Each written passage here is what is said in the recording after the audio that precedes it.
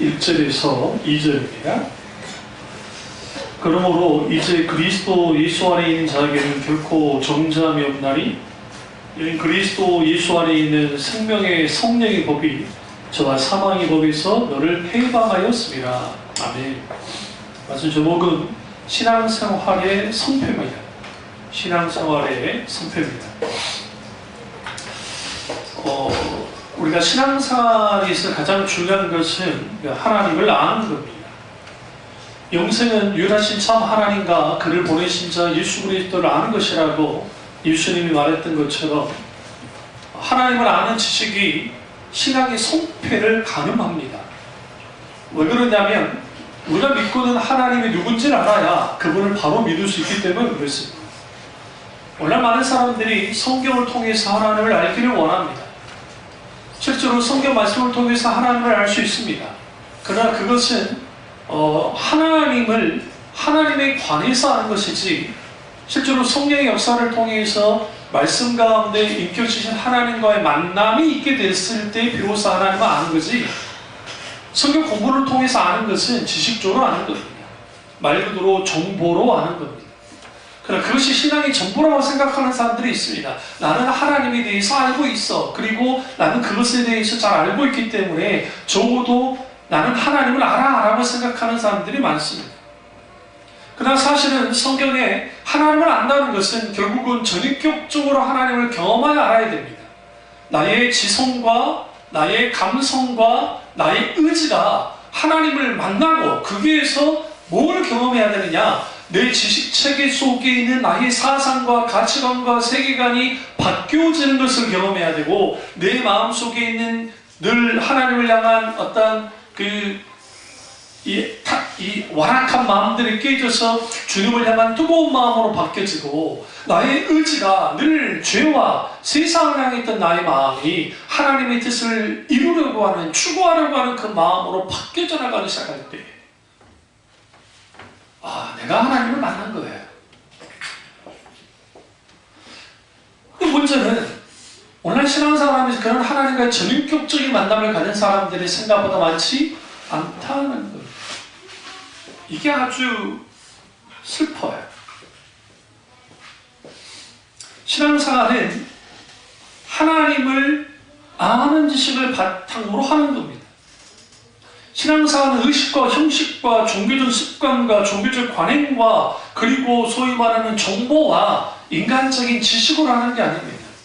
물론 의식 중요합니다. 형식 중요합니다. 그럼에도 불구하고 하나님을 아는 지식이 바탕되지 않는 모든 신앙생활의 모든 것들은 의미가 없어요. 사실이야. 우리는 말씀 가운데 하나님을 만나야 됩니다. 특별히 설교 말씀 통해서 하나님을 만나야 되고, 성경이 있다 하나님 말씀을 하나님을 만나야 되고, 기도와 여러 가지를 통해서 하나님을 만나야 됩니다. 그렇기 때문에 우리는 반드시 살아서 역사하신 하나님을 만나야 되고, 그 만남은 그냥 이루어지는 것이 아니라 인격적이신 하나님 그분이 우리에게 찾아오셔서 은혜 베풀어 주셔야 우리가 하나님을 만날 수 있습니다. 그렇다고 한다면 신앙의 성패는 어디서 판단한다할까요? 첫째로 신앙이 실현돼야 됩니다. 뭐라고요? 실현돼야 된다고. 실현. 우리의 신앙이 실현돼야 됩니다. 어디에서? 삶에서 실현돼야 됩니다. 오늘날 신앙의 메마름에 신망하는 교육들이 너무나 많습니다. 우리가 예배가 아닐 수도 있어요. 우리도 신앙생활이 메마르고 힘든 이유가 있어요. 왜 그럴까요? 그것은 간단합니다. 바르게 신앙생활을 하지 않기 때문에 그렇습니다. 그러면 바르게 신앙생활을 한다는 게 뭘까요? 대부분의 교회에서는 예배 안 빠지고, 또 성경 공부 열심히 하고, 기도 열심히 하고, 헌금도 열심히 하고, 봉사생활 열심히 하며 그것을 통해서 우리는 신앙이 메말라지지 않고 신앙생활을 잘하는 것이다 라고 가르칩니다. 그러니까 대부분의 신자들이 현실의 생활이 힘들어지면 반드시 두 가지 반응을 하게 되는데, 하나는 나름대로 자기 여건이 허락되는 대로 최선을 다해서 신앙생활 하는데도 왜 이렇게 힘든 일이 일어나는가에 대한 의아함을 갖습니다. 내가 이렇게 신앙사는데 어떻게 하나 이렇게 힘들고 어려운 일을 내가 격도로 만드십니까? 라고 하는 의문을 갖는다고요. 또 다른 하나의 반응은 뭐냐면 주일날 교회 다니는 것 빼고는 신앙생활을 열심히 하지 않아서 이렇게 이런 일들이 벌어졌나라는 생각을 합니다. 두 입장은 현실의 고난의 원인을 신앙생활을 잘하고 못한 것을 두는 겁니다. 근데 여기서 신앙생활을 잘하고 못하고 두는 것은 뭐와 관계해서 그러냐면 신앙생활 활동이 두는 거예요. 주일날 잘 나와서 열심히 기도하고 성경 공부 열심히 하고 전도 잘 나가고 그런 거에서 두는 거예요. 다시 말하면 신앙생활의 의미를 교회에서 하는 여러 종교 활동에 얼마나 내가 적극적으로 참여했고 그리고 그렇게 했느냐에 따라서 자기 신앙이 결판이 난다고 생각하는 거예요. 그러다 보니까 평소에 내가 예배 빠지지 않고 열심히 성경 공부하고 열심히 기도 생활하고 열심히 헌금 생활하고 열심히 봉사 생활을 하면 그 정도의 내가 열심히 하고 있다고 한다면 내 신앙의 수준의 평가는 괜찮을 거라 생각해요. 근데 문제는 뭐냐면 그들의 중심에서 실제로 하나님을 향한 열정과 열망과 기쁨과 감격과 인정과 기름붐이 있냐고요. 결국은 내가 열심히 신앙생활 했다고 생각할 때든 열심히 내가 신앙생활 하지 않았다고 생각할 때든 간에 결국은 삶의 만족도와 이게 비례해요. 이상하죠. 다시 말하면 자기가 하는 일이 잘 되고 응답되어지고 뭔가 잘 되면 그러니까 신앙생활은 괜찮은 거예요. 근데 자기가 신앙생활 할 때 삶 속에서 힘들고 어려운 일이 벌어지면 내 신앙생활이 아무것도 아닌 것 같은 느낌을 받는 거예요.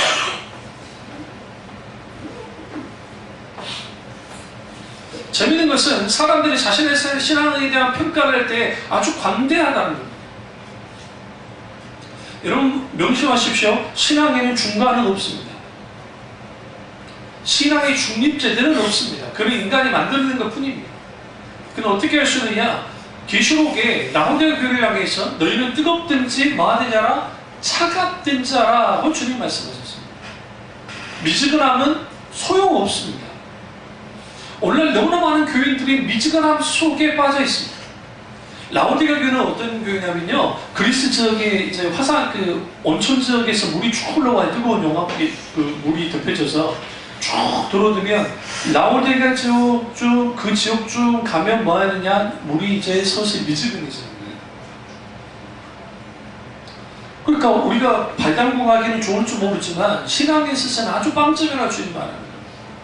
그러니까 우리는 그걸 통해서 우리는 뭘 할 수 있냐면 신앙의 중립지대 혹은 중간지대에 딱 머물면서 나는 적당히 신앙생활 하면서 신앙생활 해야지 라고 하는데, 이런 사람들이 어떻게 되어지냐면 일종의 교회 안에 아주 좀 이상한 위치에 있는 사람들로 변질되어지는 거예요. 오카노 목사님이 살아계실 때 10,000명이 넘는 교회에 실제로 끌고 나가는 사람이 목사님 얼마나 됩니까? 그 당시 제적 교인 수가 25,000 정도 됐는데 거의 한 2만 명 나온다고 봤을 때, 그랬을 때 옥목사님 하신 말씀이 약 1,000명 정도 될 거라. 근데 그 1,000명도 좀 많고 그 몇백 명이 사랑의 교회를 끌고 나갑니다 라고 사실대로 말했어요. 그 어마어마한 거 아닙니까?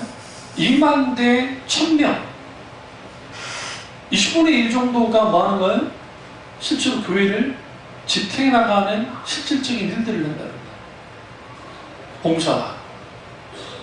그러니까 여러분, 우리 이걸 통해서 우리는 뭘 할 수 있냐면 내 신앙이 중립지대, 중간지대에 머물러서 신앙생활 하는 사람들은 두 가지 다 만족스럽지 않아요. 하나는 삶도 별로 만족스럽지 않고 또 하나님과의 관계 속에서도 만족스럽지 않아요.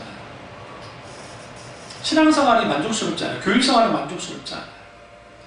그러니까 현대교회가 어떤 장치를 만들었냐면 교인들에게 만족을 주기 위해서, 그래서 교회에서 음악회도 하고 미술 뭐 그런 것도 하고 아주 여러 프로그램을 확 돌리면서 사람들에게 만족을 줘요. 그러니까 그 자체는 나쁜 거 아니에요. 왜냐하면 세상이 못하는 거 교회에서 하는 거 얼마나 좋아요. 그리고 또 큰 돈 들지 않고 와서 배우고 하는 활동들이 뭐가 나쁩니까? 그래서 주중의 활동들을 그렇게 하게 만든다는 거예요. 정작 주일은 예배가 안 나와요. 예배를 안 나와요. 그 사람들이. 왜냐면 교회에 나오게 하기 위해서 그런 일을 하는데 교회에서 주는 프로그램은 받아먹지만 잘 나오지 않는답니다. 그러니까 이것을 통해서 우리는 뭘 할 수 있냐면 인간을 만족시킬 수 있는 것은 하나도 없어요. 인간은 하나님도 만족해 하지 않아요. 무슨 말인지 아시죠? 어제 박항서 감독이 저기 우승했다고 하는데 얼마나 감격스러워 그랬겠어요. 기도하는 모습이 어린아이 같아서 너무 좋았어요. 응? 꼴을 열어도 기도하고 꼴을 먹어도 기도해요.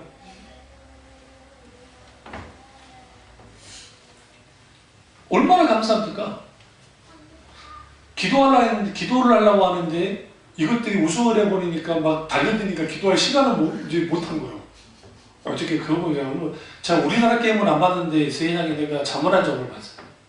왜냐면 그분이 크리스찬이기 때문에 그걸 통해서 베트남의 선교사님들이 꽤 들어가 있거든요. 그분들이 아주 좋은 영향을 끼칩니다. 그분이 크리스찬이라는 것을 부각을 하지 않지만 화면마다 계속 비추는 거예요. 기도하는 모습이 비춰져요. 그러니까 그게 보이지 않는 선교를 하는 겁니다. 내가 입으로만 하지 않아요. 그래서 제가 그것 때문에 우리나라 경기는 안 봐도 그 경기를 내가 봐줬다. 그런데 거기서 쭉 보는데 막 좋아가지고 싸움고 막 해요. 근데 시간이 딱 나는데 탁 가서 앉아서 기도하는 거예요. 우리 같으면 까먹고 계속 좋아가지고 막 그럴 것 같은데 하고 다니 좀 밀어놓고 이제 좀 기도 좀 하자 이거지. 기도 좀. 그걸 기도하고 그리고 나서 막 좋아하는 게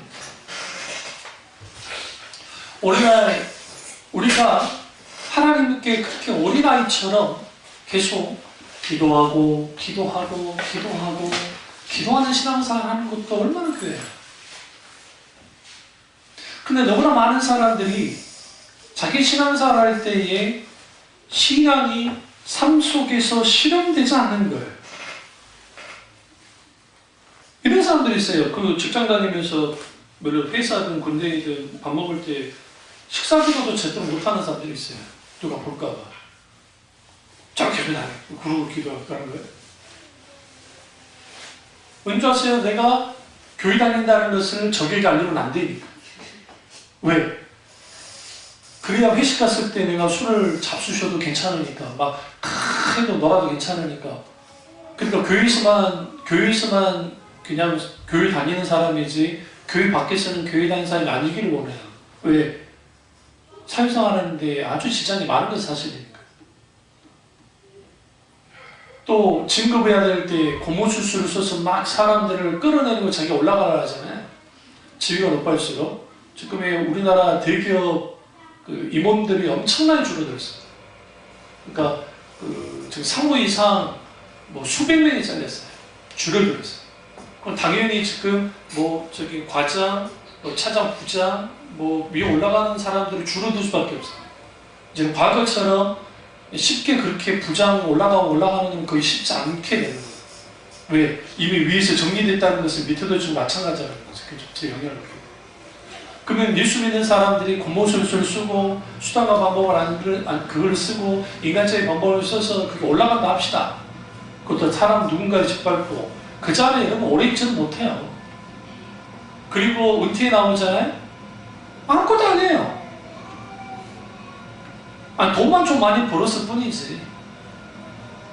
그래서 사회에서 인간관계가 계속 간다는 게 그렇게 쉽지 않아요. 그럼 우리는 신앙생활의 승패는 결국은 신앙이 실현돼야 되는데, 그럼 어디서 실현돼야 되느냐? 내 자신에게서 신앙이 실현돼야 되고, 첫 번째. 작은 첫 번째. 두 번째는 가정에서 신앙이 실현돼야 되고, 그 다음에 세 번째는 말 그대로 우리의 직장과 우리의 삶의 현장에서 신앙이 실현돼야 돼요. 내가 예수 믿는다는 것을 적에게 알려야 돼요. 우리 아시죠? 내가 예수 믿는다는 것을 적에게 알려야 된다고요. 적들이 알아야 돼요. 여러분 제가 목사인가 하면 손해 많이 봅니다. 왠지 아세요? 뭔가 말할 것도 못하게. 그러니까 세상 사람들 얼마나 웃긴 사람들이냐면 정당한 것도 목사가 뭐라고 하면 목사가 그러다 그래요. 정당한 걸 요구하는. 손해보는 일들이 생각보다 많아요. 그러니까 우리가 예수 믿는, 그러니까 세상 사람들보다 그래도 크리스찬들이 더 착해요. 팔은 안으로 보니까 그렇지 않아요. 적어도 무슨 인식을 갖고 있냐면 기독교인들은 적어도 하나님을 인식을 해요. 근데 세상 사람들은 어째 하나님 아예 없으니까 자기들 이해관계 속에서 특별히 뭐 윤리 도덕적인 사람이 아니고서는 그렇게 행동한다. 그러면 내 신앙생활이 어떤가? 어떤 힘든 일이 생기면 평소에 별로 기도하지 않았던 사람이 기도하기 시작합니다. 기도하지 말라고 해도 기도합니다. 그리고 평소에 자기 신앙이 기도를 많이 하지 않았던 사람이지만 그렇게 어려운 일이 있을 때 기도를 하니까 내가 그래도 괜찮은 사람이 되어졌다고 생각해요. 또는 소수이긴 하지만 끊임없이 그 시간을 따라서 기도하는 사람들이 있습니다. 어려운 일이 생기면 겉으로는 신앙이 좋은 것처럼 행동하지만 오히려 그것을 내놓고 고민하고 상담할 사람이 없어서 끙끙 앓는 사람이 생각보다 많습니다. 기도 생활을 해. 왜 그럴까요? 많은 사람들이 종교생활을 통해서 어떤 문제를 해결하기를 원합니다. 그리고 종교생활을 통해서 신앙이 실현되기를 원합니다. 그렇지 않습니다. 우리가 하나님 얼굴을 구하는 기도를 하면서 하나님과 친밀한 교제를 나누는 삶을 살면 메마른 신앙으로 빠진 경우는 별로 없습니다. 메마르게 하는 상황이 벌어지긴 하지만 그런 것을 잘 이겨내요. 잘 이겨내요.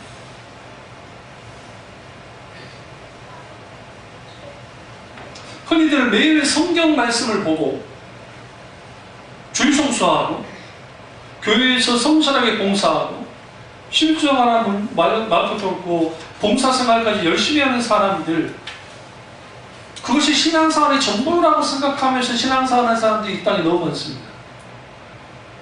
목사님이 구역장 맡기면 그 구역장이 하기 싫어도 그래도 꾸역꾸역 하는 거 그래도 나는 괜찮은 사람이라는 생각하는 사람이 생각보다 많고, 기도, 성경 말씀 보는 거, 봉사, 예배, 헌금, 구제, 전도, 봉사 이런 모든 활동에 치중합니다. 그건 나쁘다는 거 아닙니다. 그건 반드시 있어야 됩니다. 그건 귀한 겁니다. 그럼에도 불구하고 외적인 신앙생활의 의미만 가지고 신앙생활 한다고요? 그럼 그 안에 뭐가 있냐고요? 묻고 싶습니다. 내가 하나님께 헌금하게 하는 그것이 뭐가 있냐는 거예요. 내가 하나님께 봉사하도록 만드는 그 무언가가 있냐고요, 내게 지금. 그는 뭐냐? 내가 하나님을 아는 거예요. 성경에서 말하는 하나님을 알고 그 믿음의 대상이신 하나님을 내가 알아요. 내가 알기 때문에 그분을 기쁘게 하기를 원하는 거예요. 그래서 신앙의 승패는 하나님을 아는 것으로 모든 승패가 갈려요. 그럼 대체적으로 사람들이 하나님을 안다 할 때는 어떻게 하느냐? 목사님의 설교를 통해 성경 공부를 통해 그거 귀하다니까요. 하나님에 관해서 아는 거 매우 귀하다니까요. 그럼에도 불구하고 사실적이고도 개인적이고도 실제적으로 살아서 역사하시는 하나님을 경험하여 알아야 돼요. 어디에서요? 삶에서요.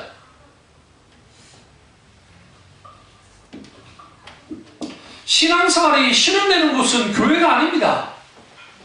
신앙생활이 실현되는 곳은 삶입니다. 삶. 그 삶에서 우리 신앙이 실현되어집니다. 교회에서 실현되는, 자기의 신앙이 실현되는 것으로 가게 되어지면 인간의 필수적으로 어떻게 되어지냐면 그것은 종교화돼요. 그리고 그들만이 갖고 있는 소위 말하는 매뉴얼들을 만들어냅니다. 그리고 그 매뉴얼대로 신앙생활을 해나가는 거예요. 그러다 보면 에디 토저 목사님이 말했던 것처럼 현 상태에 빠져요. 현 상태라는 게 좋은 상태를 말하는 것이 아니라 아주 형식적이고 의식적이고 그런 상태에 딱 묶여져 버려요. 그 현 상태에 묶여져 버리면 이제는 아주 거칠고 습관적이고 그런 상태에 빠져서 하나님과의 관계가 없는 신앙사, 하나님과 동떨어진 신앙사를 하기 시작했단 말이에요. 이런 경우에는 하나님을 경험하는 일들이 거의 일어나지 않아요. 하나님의 임재, 성령의 기름 부음, 말씀의 깨달음, 말씀의 놀라운 은혜, 그런 것들이 거의 사라지기 시작해요. 그런데 놀라운 것은 인간은 기본적으로 종교심을 갖고 있기 때문에 그 종교적인 행위만으로도 만족되는 경우가 생각보다 많아요. 신나고 재밌어요. 즐거워요. 더더군다나 우리 교회처럼 이렇게 숫자가 적지 않고 숫자가 적당히 한 200~300명 정도 되면 거기만큼 정말 재밌는 경우도 없어요.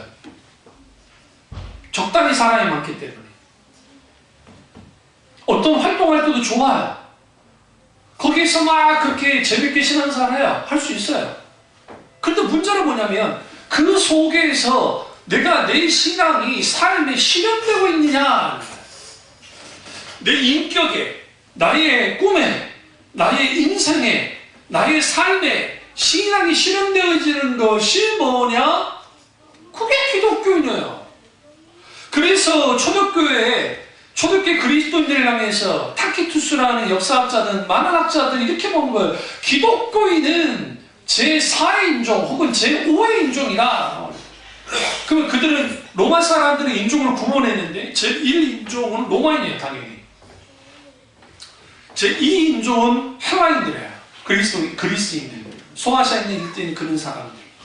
그 제3인종들은 뭐냐면 말 그대로 이제 우리로 말하면 야만인들이에요. 뭔지 아시죠? 우리나라가 일본을 향해서 외놈 그러죠. 그렇죠? 그 다음에 중국 인놈들한테 뭐라 했어요? 떼놈들 그랬잖아요. 떼놈들 하듯이 그렇게 했어요. 그런데 제4인종이 나타났다고 그들이 직접 역사 기록이 있어요. 갑자기 이 세상에 듣도 보지 못한 인종이 나타났는데 그들은 국경을 초월하고 민족을 초월하고 그런 사람들이다. 그런데 그들은 예수라는 자를 믿는 자들이다. 그들은 제4인종이라 부를 수밖에 없다. 뭐가 그들을 다르게 했을까요? 그들의 삶과 신앙이 같이 갔어요. 그들의 삶에서 신앙이 어떻게 실현됐어요. 놀라운 것은 그렇게 로마인들이 핍박을 했어요. 기독교인들을 잡아 죽였으면서도 기독교인 여자들은 몇 명들은 살려줬다고 해요. 재밌는 게 쳐들어가고 다 죽이고 막 했으면서 기독교인 여자들은 살려줘요. 아니면 또 남자들 중에서도 좀 배움이 있는 사람, 그러면 자기 자녀들을 가르치게만. 그러다가 그 여자를 보니까 이 여자가 로마 여자들이나 헬라 그리스에 있는 그 여자들과는 전혀 다르거든요. 그러니까 결혼하는 거예요. 그 여자는 원치 않아도 강제로라도 결혼을 시켜요. 결혼을 해요. 강제로라도 결혼하고 난 다음에 무슨 일이 벌어지냐, 애를 낳을 거잖아요. 애를 낳는데 결국 누가 시켜요? 엄마가 시켜요. 아빠는 나가서 늘 싸우니까, 전쟁하러 다니니까. 그러니까 무슨 일이 벌어지느냐, 로마의 고위직들 중에 장군부터 시작해서 그런 사람들 중에 그리스도인 아내를 갖고 있는 사람도 있었고, 그게 낳는 자녀들이 말씀의 양육을 받고 그들이 뭐가 되느냐, 기독교인들이 소수에게 있지만 기독교인들이 되고 있다. 그걸 그들의 삶으로 들여다 보여주기 시작합니다. 심지어는 역사 기록이 뭐라 나오냐면 기독교인들이 거짓말하지 않는다는 거예요. 그 기록이 일제시대 때도 있었어요. 3.1운동이 나서 기독교인들이 거의 70% 이상 기독교인들이 나섰다고 그러는데 기독교인이 나서 난리가 난 거예요. 그 종로경찰서에 그 형사계장이 이제 그 위에 있는 사람들한테 보고를 올렸는데 이제 그 기독교인을 잡아들이라는 게 나왔어요. 전국적으로. 그러니까 이제 이걸 우려하는 거예요. 그 형사계장이 기독교인들이 만약에 불신검문을 할 때 너 예수 믿어 안 믿어? 너 야수교 다니 안 다녀? 물었을 때 거짓말하면 어떡합니까? 그러니까 위에 있는 그 높은 지위에 있는 사람 뭐라 하느냐? 야 멍청한 놈아, 이 빠가위라. 기독교는 거짓말 안 해. 잡을 수 있어. 걱정하지 마. 그게 기록에 남아있어요. 지금. 무슨 말이냐면 일본 사람들의 지금 1920년도에 있는 일본 사람들의 머릿속에 박혀진 기독교인이라는 게 어떤 사람들이냐면 절대로 신앙 가지고 거짓말하는 사람들이 아니라는 거예요. 여러분, 지금의 기독교 완전 달라요. 지금의 한국 기독교가 달라요. 지금의 한국 기독교는 1950년 한국전쟁 이후에 소위 말하는 부흥운동의 산물로서 나타난 것이고, 그 이전에 있던 기독교는 우리의 색깔이 엄청나게 달라요. 어느 정도 다르냐면 1910년에 평양 대붕이 일어나고 난 다음에 말씀 운동이 났어요. 우리는 좀 독특해요. 성령 역사와 함께. 그러면서 거기에 민족 지도자들도 많이 나왔지만 그게 하나님의 놀라운 은혜가 함께 있습니다. 그들의 신앙은 거의 총교도 비슷했어요. 한국 기독교가 물론 거기에 있는 하나님의 부흥운동, 말씀운동과 관계가 있긴 있지만, 그러나 1950년이 지나고 나면 한국전쟁이 끝나고 난 다음에 이제 선교사들과 막 들어오면서 미국의 부흥운동이 들어오고 하면서 소위 말하는 지금의 미국식의 기독교가 된 거예요. 사실은 오히려 유럽 쪽에 영향을 많이 받았던 기독교예요. 사실은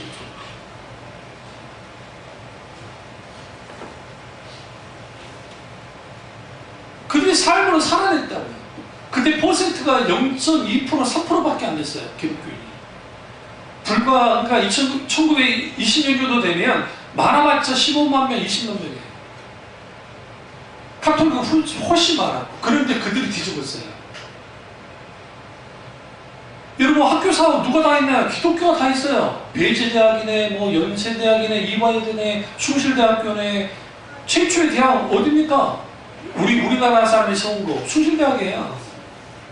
언더우드 박사님이 했던 연세 여기 전문대도 있었지만, 전문학교도 있었지만, 베이제대도 마찬가지고 다 기독교인들이 있어요. 선교사들. 그러니까 그들이 삶으로 살아내고 보여줬단 말이에요. 여러분 잘 아시는 고종이 일본 놈들이 명상하고 죽이고 막 난리를 치니까 마음 볼 곳이 없는 거예요. 그 독사를 할 것 같으니까 언더우드 선교사님 부인이 해다 주는 밥만 드셨어요. 무슨 말 아시죠? 적어도 선교사는 이상한 짓 하지 않을 거라고 생각합니다. 그러다가 아간파천하면서 러시아로 도망치고 하면서 이제 일이 틀어지고 막 그러긴 했지만, 어쨌든. 저는 왜 이 말씀 드리냐면, 한국교회의 뿌리는 깊은 말씀으로 인한, 하나님의 말씀으로 인한 인격적 하나님을 만나는 기독교예요. 카톨릭과 달리 한국 기독교의 특징은 서상윤이라든지 이런 사람들이 중국에서 한국 성경을 번역해서 막 들어오잖아요. 우리는 성경이 먼저 들어오고 그 다음에 기독교인이 생긴 다음에 선교사가 들어왔어요. 아주 이상한 나라예요. 공식적으로. 중국을 통해서, 청나라를 통해서 먼저 성경이 로스 선교사라든지 그 사람들에 의해서 성경이 먼저 번역되어요. 한글 성경으로. 토마스 선교사가 제너럴 셔먼호를 타고 들어올 때에 그때 대동강에서 자초돼서 있죠. 그때 이미 한글 성경이 번역된 거였어요. 전체가 아니라 마갸복음 전셔라는 것을 가지고. 그리고 평양 감사부터 시작해서 평양 거기에 있던 사람들이 직접 목을 뱉던 사람들이 뭐 한 거예요? 예수를 믿었다고요. 최초의 목사님들, 평양신학교 신학생이에요. 무슨 말씀 드리려고 하느냐? 왜 그런 일들이 벌어졌냐고요. 왜? 민족의 아픔이 있어서? 그럴 수도 있겠죠. 중요한 것은 기독교가 그 정도로 힘이 있다고요. 복음이 살아있으면, 잘 들으세요? 내 안에 복음이 살아있으면 나의 신앙을 삶에서 실현시키는 힘이 있어요. 십자가의 복음의 능력이 내게 있으면 삶에서 내 신앙이 현실적으로 실제로 실현되어져요. 그런데 오늘날 우리 속에서 복음의 능력이 사라져버렸거든요. 십자가 복음이 사라졌거든요. 하나님 나라의 복음이 사라져버렸거든요. 그게 뭐가 남느냐? 활동만 남는 거예요. 그리고 종교적인 여러 매뉴얼, 종교적인 분위기, 그 교회의 전통, 그 교회에서 추구하는 목사님의 소위 말하는 신앙적인 색깔과 신앙적인 어떤 그런 것들, 그걸 통해서 전체적으로 그래서 신앙사가 그렇게 하는 거예요. 그런 분위기 속에서.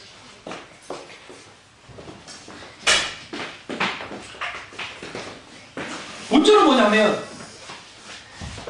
교회에서는 아주 신실한 크리스찬인데 집으로 가면 개처가 있는 사람들이 있단 말이에요.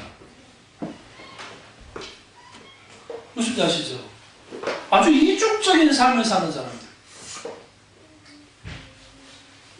목사님들이 마누라 팬 확률이 지금 뭐 과거에 25%. 믿어지세요? 목사가 마누라 팬다고요? 사모님을 팬다고요?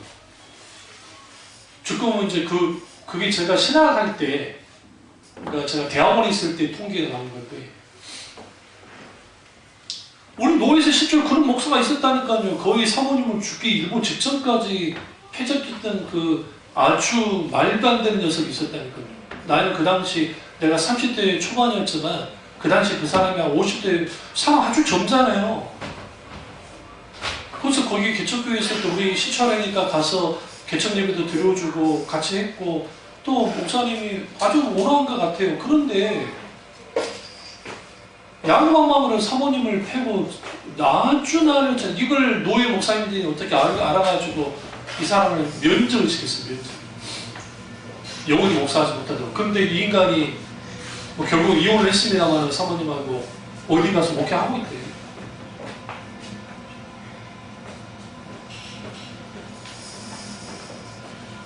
그럼 여러분 뭐 어느 나라인지 잘 모르겠습니다만은 이중적으로 그러니까 신앙과 삶이 괴리되어져서 이렇게 딱 틈이 벌어지면 모든 인간이 이 가운데를 다 종교심으로 메꿔요. 다른 걸로 메꿀 수가 없어요. 그러니까 교회에서 사람들을 붙들기 위해서 집사도 쉽게 시켜주고 가장 먼저 붙드는 게 뭐냐면 성가대원이 되게 만들어줘요. 그래 사람들과 빨리 친해지고 또 음악이라는 게 사람들을 좀 즐겁게 해주는 게 있어요. 그래서 그렇게 활동하게 하고 셀 같은 데 모이게 해서 거기 활동하게 하는 거 그 자체는 나쁜 건 아닌데 그런 활동을 중심으로 한 신앙생활을 하다 보면 인간관계 속에 거기도 어차피 인간관계라고 묶여져 있어요. 인간관계적인 것을 해요. 그러면서 거기에서 무슨 일이 벌어지냐면 좋은 영향을 받으면 괜찮아요. 그리고 좀 영적으로 멘토가 될 수 있는 사람이 신앙을 지도해주면 괜찮은데 그렇게 되지 않으면 아주 좀 이상한 그러니까 뭐라고 하냐면 나는 이거예요. 내 옷을 그대로 다 입고 있어요. 세상의 옷을. 그 상태에서 그냥 오다가 딱 끼어있는 거예요. 그러니까 기독교인이라는 겉옷만 입지 거기에 실제로 벗겨지지 않아요. 자기의 참모습이 되거든요. 주님 앞에서. 그러니까 우리에 있는 머리에 있는 지성, 세계관, 가치관 이러한 것들이 바뀌어지지 않고 당연히 그 마음도 세상 그 마음 그대로 가지고 나와요. 그리고 의지도 똑같아요. 그렇게 삶을 사는 사람이에요. 그렇게 와서 주님이 만지시고 바꾸면 괜찮은데 그게 안 바뀌어진단 말이에요. 이규수 목사님이 사람이 정서가 변하지 않으면 바뀌지 않더라고. 맞아요. 근데 그 정서라는 것은 이 조나단 에드워드 목사님이 사람의 정서는 감정을 토치한다고 바뀌지 않아요. 그러니까 개망나니 같은 아들놈이 언제 정신 차린 줄 아세요? 갑자기 막 감정 속에서 막 우리 엄마 불쌍해 그거 아니에요. 뭐가 쏙 들어오냐면 내 엄마도 여자인데 너무 불쌍하다. 근데 내가 이렇게 해서 내 엄마가 이렇게 돼버렸구나 라는 인식을 하는 거야. 인식을. 응? 하와 엄마가 그렇게 속을 썩었다잖아요. 그 목사님. 여자 목사님이시네. 그 녀석이 그렇게 놀기 좋아. 응? 얼마나 기도했겠어요, 하나님. 근데 그런 녀석이 크리스찬, 어쨌든 별이 크리스찬이니까 그 크리스찬 아내를 만나서 그렇게 살잖아요. 저기도 좀 불안하긴 하지만. 그럼 대부분 철든 사람들이 어쩌냐면 이거 아닌데 라는 걸 느낄 때예요. 이거 아닌데.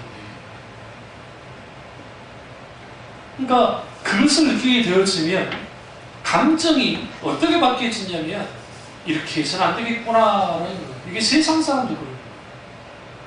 하물며 기독교인은 내가 말씀을 듣고 신앙생활 하다 보니까 목사님의 설교 속에서 이게 아니다라는 걸 내가 깨달아가는 거예요. 지식적으로.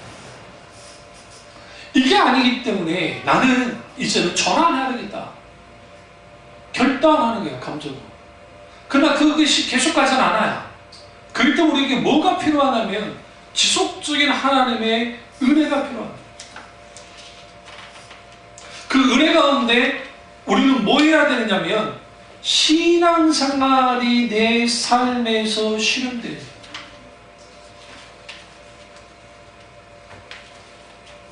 그러니까 그것이 가능하려면 하나님을 우리 중심에 모셔드려야 돼요. 신앙생활을 제대로 하면 절대 메마르고 힘들 리가 없습니다. 이게 제 말이 아니고 성경에서 하는 말이에요. 그럼 왜 우리 신앙생활이 힘들까요? 두 가지로 볼 수 있어요. 하나는 종교생활이 신이 안 나는 거예요. 그러니까 종교생활을 열심히 했는데 현실적으로 재미가 없어요. 다른 하나는 그러니까 그 종교생활 신이 안 나고 그 다음에 다른 하나는 신앙생활을 하긴 하는데 현실에 어떤 영향도 주지 않는 거예요. 그러니까 신이 없어, 재미가 없어요. 신이 안 나요. 당연히 뭐예요? 메말라져요.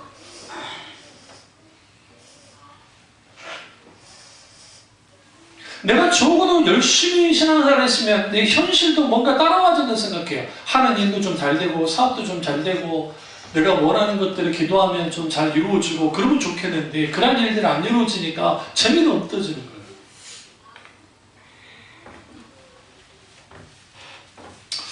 신앙생활 아주 잘하는 사람들도 사탄에 의해서 시험에 빠지거나 까닭을 알 수 없는 고통에 빠질 수가 있습니다.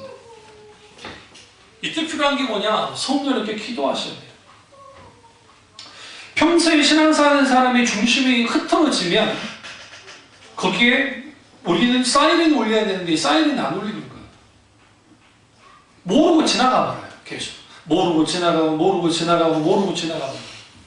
그러다 보니까 뭐하느냐? 너무 많이 미끄러져 나가요. 그러니까 그것을 다시 주워 담으려면 또 힘들어요.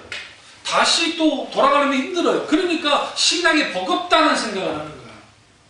신앙생활은 절대로 버겁지 않습니다. 왜 그러냐면 주님이 내 짐은 가볍고 내 멍에는 쉽다고 좀 말씀하셨죠. 결국은 주님이 우리가 신앙생활 할 때 내가 왜 이렇게 신앙생활이 힘든가는 하나님과의 관계가 치명적으로 문제가 생겨서 그래요. 다시 말하면 하나님의 뜻을 행하는 것이 쉬운가? 하나님의 뜻을 거스르는 게 쉬운가? 당연히 하나님의 뜻을 거스르는 게 쉬워요. 그러나 하나님의 사람들은 하나님의 뜻을 행하는 것도 쉬웠어요. 왜 쉬웠냐면 그들의 신앙이 대단했기 때문이 아니에요. 그게 아니라 하나님과의 관계 속에서 내 속에 뭐가 있는 거예요? 하나님 그분의 뜻을 따를 수 있는 뭐가 있어요? 힘의 원천이 있어요. 그게 뭐예요? 하나님의 사랑이에요. 구약에서 하나님의 헤세드, 하나님의 인자하심. 그것이 그들이 늘 뭐예요? 아들을 하나님께 바친 만큼의 순종을 하도록 만듭니다.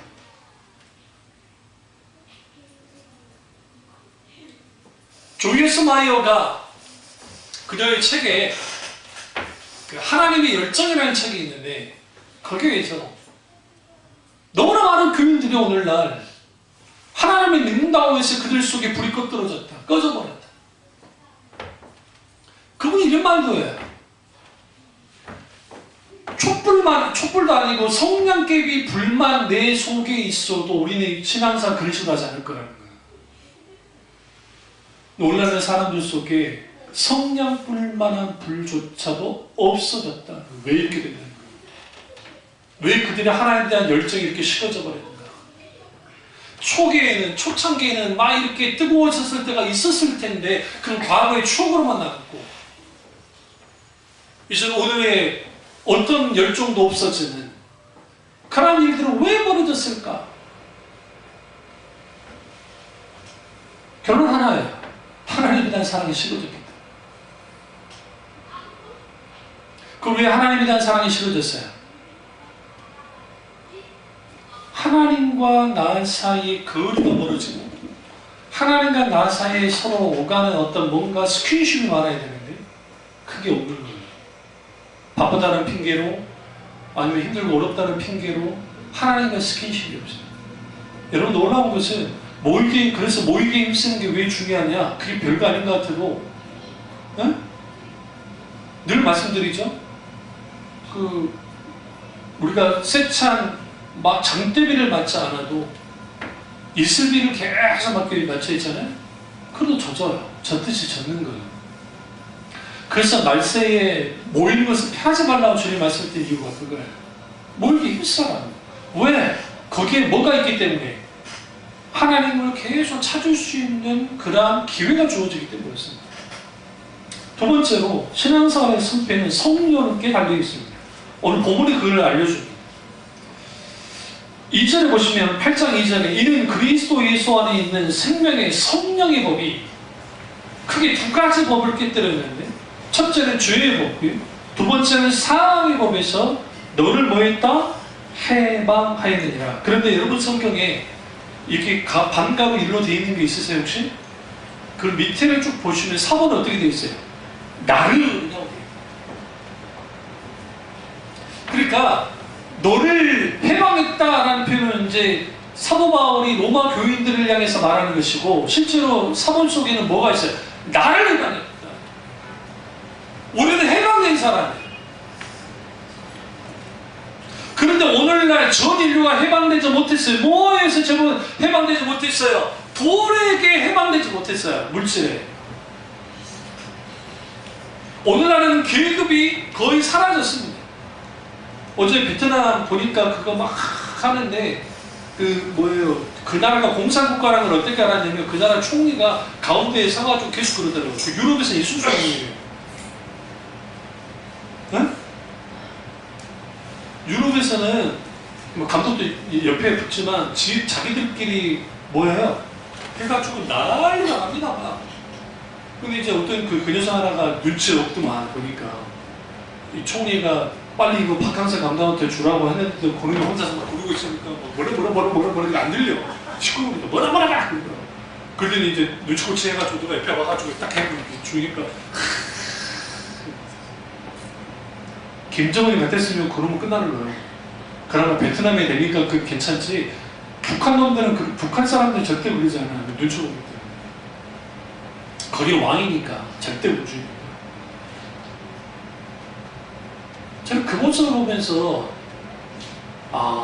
그래 사람들이 그 축구가 뭐라고 듣도 보도 못했던 스시컵인가 뭔가 그거로만 열광하는. 근데 그런 것들을 그렇지 않은 박항서 감독 그분이 했잖아요. 그걸 보면서 느끼는 게 뭐냐면 왜 계속 기도할까? 그분과 내가 신앙적인 대화는 안 해봤으니까 그분이 졌을 때도 기도하는 것에 아주 내가 좋았어요. 그 모습. 그러니까 진 건 아니고 이제 비기고만 했을 때 지진 않았으니까 골을 먹고 자기가 상대편이 골을 넣는데도 기도하더라고요. 왜? 하나님 이 순간에도 함께 해달라는 거예요. 그러니까 우리가 기도할 것은 그거예요. 주님과 함께 해주십시오. 성령님의 도움을 구하는 것은 신앙생활에 아주 중요합니다. 왜 그러냐면 성령님의 역사가 없이는 우리 신앙은 우리는 절대로 유지할 수 없어요. 그래서 성령께서 우리에게 보혜사로 오신 거예요. 영어로는 헬퍼라고 되어 있어요. 헬퍼. 돕는 자. 혹은 카운셀러라고 번역되어 있습니다. 상담가. 성령님이 우리에게 상담하시고 우리를 도우시는 분이에요. 그리고 그분이 우리를 도우시기 때문에 우리의 신앙은 결국은 성령님에 의해서 모든 것이 좌우되어야 돼요. 그래서 여기에 필수적인 게 두 가지가 필수적인데, 하나는 성령님께 민감해야 되고, 또 하나는 하나님의 음성을 들어야 돼요. 하나님의 음성을 듣는 신앙생활이 되지 않으면 우리는 뭐 하게 되냐면 신앙생활에 아주 무미건조하게 돼요. 아주 일방적으로 흘러가요. 내 쪽에서 일방적으로 흘러가든 하나님 쪽으로 일방적으로 흘러가든, 뭐 하나님 일방적인 건 아니지만 하나님은 계속 우리에게 말을 걸어오는데 우리가 못 알아채는 거예요. 그래서 성령께서 우리에게 역사하셔야 되는데, 그렇게 되어지면 이 sensitivity라고 하는 이 민감성이라는 것은 예민함과는 완전히 달라요. 그러니까 그 일반 결복증과는 전혀 달라요. 성령께서 우리 가운데 역사하실 때 깊이 들여다봐야 돼요. 요즘 막 인천에 그루밍 사건 막 나오고 그랬죠? 부끄러운 것도 우리의 노예예요. 여러분들은 부끄러워서 잘 말 안 했는데, 그러니까 우리 노예, 그리고 노예장에 있던 목사, 그 일을 저지른 녀석, 제가 아는 녀석이에요. 자주 친하진 않지, 이야기도 한번 나눠본 적도 있고, 아주 얌전하게 잘 있어요. 왜 내 옆에도 앉았고 뒤에도 앉고 막 그랬기 때문에, 노예 같은 시차였기 때문에 지금 달라졌죠. 그럼 그 양반 이제 완전히 우리 총회가 탈퇴했으니까 우리랑 관계 없는 사람이긴 하지만 어차피 추정 60분에 나왔더만요. 그러니까 근데 거기에서 예배를 드리는데 예배장이 설교의 자리가 자기 변명의 자리가 됐어요. 그 목사님이 막 변명을 하는 거예요. 아버지 목사죠. 그러니까 어제 교인 하나가 손을 들어가지고 막 질문을 하는 거예요. 그러니까 이제 예배를 더 이상 드릴 수 없고 그 목사 나가버리고 교인들끼리 이제 멱살 잡고 난리가 나는 거죠. 여기서 우리는 두 가지를 봐야 돼요. 영적으로 이제 여기 영적인 민감성은 뭐와 관계냐면 영적인 분별력과 관계 있는데,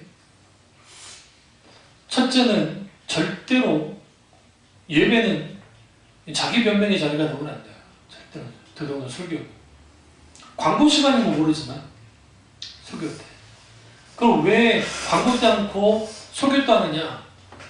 설교 때야 권위가 있고 설교 때야 누군가가 말하지 않을 거라 생각, 따지지 않을 거라 생각하니까. 근데 이제 그것을 따지고 왔죠. 그럼 이거는 뭐냐면, 지금 따졌던 사람은 갑자기 즉흥적으로 따진 게 아니라 따지기를 작정하고 온 거예요. 결말이 나왔을 때 그렇게 하려고. 그리고 한 겁니다. 여기에서 누가 옳으냐 그르냐는 이미 다 결정이 났는데, 에티튜드 태거예요. 둘 다 하나님이 안 보여요. 분란이 나는 교회들이 조심해야 될 게 뭐냐면, 강단에서 설교하는 목사님을 끌어내는 사람도 있어요. 그 강단에서 목사님이 죽을 죄를 졌다 할지라도 절대로 그 죄는 안 돼요. 그 이유가 있어요. 강단권은 목사의 윤리 도덕이 있지 않아요.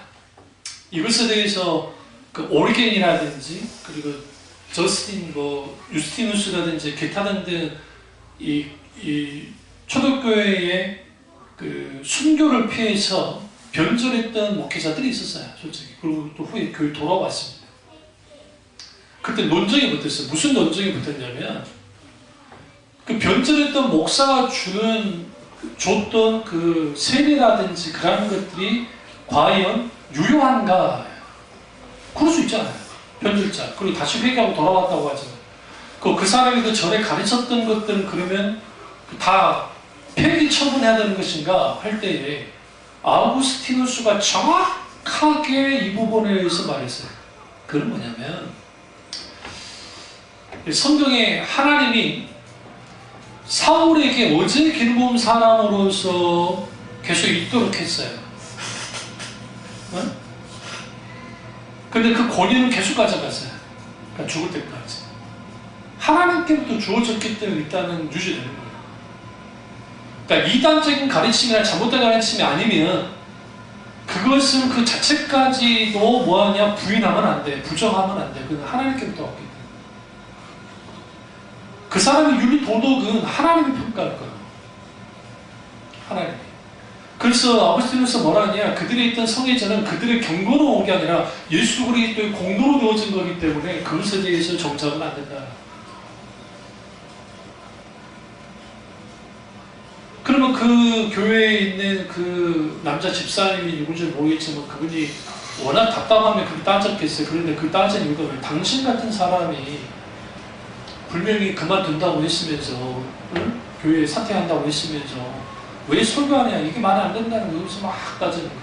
근데 그게 누구를 지금 잃어버렸냐면, 사실 시시대비에는 그 사람이 옳을 줄 모르지만 하나님의 관점에서는 절대 옳지 않아요. 실제로 이 일이 우리나라도 똑같이 일어났어요. 그 일제시대 때 신사참배했던 목사들과 신사참배하지 않았던 고신체, 그리고 또 절건파 목사님들 간에 충돌이 있을 때 그거와 똑같아요.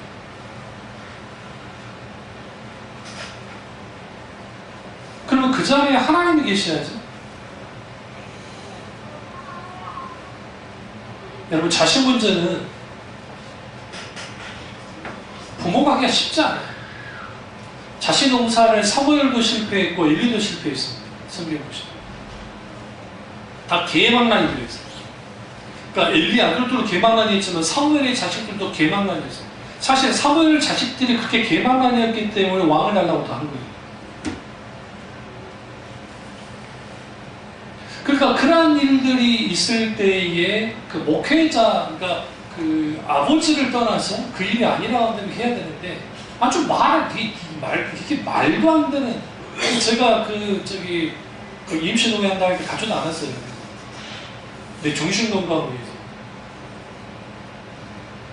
그러니까 그러니까 거기에 왜 그렇게 될까? 한쪽은 적당한 하나님의 은혜를 말할 겁니다. 그보다 불구하고 하나님의 은혜. 한쪽은 이 부분에서 분명하게 해야 된다. 안 하고 있고요. 시간이 지나면 이건 다 잊혀질 겁니다. 문제는 뭐가 문제가 되냐면, 상처내게 할 때에 우리끼리 상처받는 것까지는 그럴 수 있는데 하나님께까지 상처 주면 안 돼요. 원래 많은 사람들이 하나님이 상처받을 거라는 생각은 전혀 하지 않습니다. 성경에서 하나님은 채휼하시는 하나님이라고 성경이 가르쳐요. 채휼이란 말은 무슨 말이냐면 우리의 아픔에 기꺼이 동참해서 같이 아파하는 하나님입니다. 여기서 하나님의 상처를 받았다는 것은 세상 사람들이 받는 상처를 받는 것이 아니라 하나님이 아파하신다는 거예요. 그 하나님의 아파하심에 대해서 분명하게, 그러면 그 교회의 지금 가장 큰 문제는 뭐냐면 이거예요. 중재할 수 있는 사람이 없는 거예요. 어떤 권위를 가지고 목사 편도 아니고 그렇다고 해서 그 사람들의 편도 아니고 중립에 있어서, 그리고 어떤 권위를 가지고 그 부분에서 하나님의 교회는 상처받으면 안 되니까, 그리고 거기에서 어떤 소위 말하는 인간적인 어떤 그런 막 난무하는 것이 아니라 어쨌든 주님의 뜻 가운데 할 수 있는 그런 것들이 필요한데 그게 안 되는 거예요. 왜 안 될까요? 왜? 성령에 대한 민감함이 없었어요. 주님 지금 어떻게 해야 됩니까? 뭘 해야 됩니까? 어떻게 하기를 원하십니까? 물어야 돼요. 그리고 성령님께서 거기에서 뭐 해야 돼요? 간섭하시고 개입하시고 역사해 주셔야 돼요. 우리 신앙의 성패는 성령에게 달려있어요. 왜 그러냐면 성령님이 우리 가운데 영적인 민감함과 그리고 하나님의 음성을 듣는 것은 하나님께부터, 그러니까 성령부터 오기 때문에. 그래서 성령님의 조명, 비추심과 성령님의 놀라우신 은혜의 역사가 있게 되어지면 우리는 어떻게 되냐면 이거, 모든 인간에게는 잘 들으세요. 아무리 착한 사람도 악한 성품을 갖고 있습니다. 그리고 육신의 욕망은 분명히 다 갖고 있습니다. 없는 사람 단 한 명도 없습니다. 그런데 성령님께서 우리 가운데 역사하시면 8장 4절에 육신을 따르지 않고 라는 표현을 쓰죠. 이게 성령님께서 우리 가운데 개입하시 역사하실 때 여기서 따르지 않는다라는 표현이 페피파티오라고 하는 헬라어 단어가 쓰였는데 자신의 행위와 태도를 규제한다는 뜻이에요. 그러니까 성령께서 우리에게 역사하시면 육신을 따르지 않도록 우리를 규제해줘요.